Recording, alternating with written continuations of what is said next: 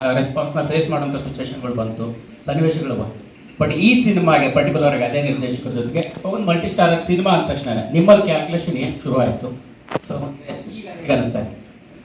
Calculation ಎಷ್ಟು ದಿನ ಬೇಕು ಅಂತ ಸ್ಟಾರ್ಟ್ ಆಯಿತು. ಫಸ್ಟ್ ಅಲ್ಲಿ ಗೊತ್ತಾಯಿತು ಇದು ಮಲ್ಟಿ ಸ್ಟಾರರ್ ಅಲ್ಲ, ಗೆಸ್ಟು ಅಂತ.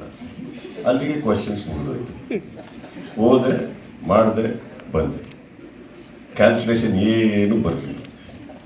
ಕ್ಯಾಲ್ಕುಲೇಷನ್ ಬರೋದು ಅವ್ರು ಫೋನ್ ಹಾಕ್ಬಿಟ್ಟು ನೀನೊಂದು 50 ದಿನ ಬೇಕು ಅಂದರೆ ಫಸ್ಟ್ ಧ್ರುವ ಫೋನ್ ಹಾಕ್ತಾರೆ ಅವ್ರಿಗೆ. ನಿನ್ನ ಕತೆ ಏನು, ನನ್ನ ಕತೆ ಏನು, ಇಲ್ಲಿ ಏನಿಲ್ಲ. 3 to 4 days ಕೇಳಿದ್ರು. ಹೋದೆ, ಮಾಡಿದೆ, ಬಂದೆ ಅಷ್ಟೇ.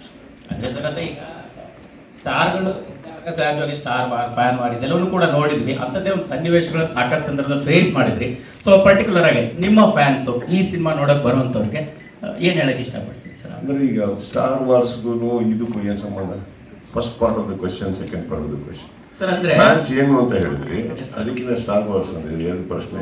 ಸರ್, ಈಗ ಒಂದು ಸಿನಿಮಾದಲ್ಲಿ ಅವರ ಫೇವರೇಟ್ ಸ್ಟಾರ್ ಇದ್ದಾಗ ಸಹಜವಾಗಿ ಒಂದು ಕಂಪ್ಯಾರಿಸನ್ ಶುರುವಾಗುತ್ತೆ. ನಮ್ಗೆ ಈ ಪಾರ್ಟಲ್ಲಿ ಇವ್ರು ಇರಬೇಕಿತ್ತು, ಈ ಥರ ಡೈಲಾಗು, ಅದೆಲ್ಲವೂ ನೀವು ಆಲ್ರೆಡಿ ಒಂದಿಷ್ಟು ಸಂದರ್ಭದಲ್ಲಿ ಫೇಸ್ ಮಾಡಿದಾರಲ್ಲ. ಸೊ ಅಭಿಮಾನಿಗಳಿಗೆ ಒಂದು ಕನ್ನಡ ಇಂಡಸ್ಟ್ರಿಯಲ್ಲಿ ಸಿನಿಮಾಗಳಿಗೆ ಫಸ್ಟ್ ಹೇಳ್ಬಿಟ್ಟೆ, ಧ್ರುವ ಸರ್ಜಾ ಅವರು 130 ದಿನ ಕೆಲಸ ಮಾಡಿದ್ದಾರೆ, ನಾನು ಬರೀ 3 ದಿನ ಕೆಲಸ ಮಾಡಿದ್ದು ಅಂತ. ಆವಾಗ 3 ದಿನದಲ್ಲಿ ಇನ್ನೇನು ಎಕ್ಸ್ಪೆಕ್ಟೇಷನ್ ಮಾಡ್ತೀರಾ? ಅಷ್ಟೇ. ಬರ್ತಾ ಇರಬೇಕು, ಮಾಡ್ತಾ ಇರಬೇಕು, ಹೋಗ್ತಾ ಇರಬೇಕು. ಹೀರೋ ಅವರೇ. ಮುಗಿತಾರೆ. ಕಾಲಭೈರವ ಹಾಗೂ ಸುದೀಪ್. ಸೊ ಇಬ್ಬರ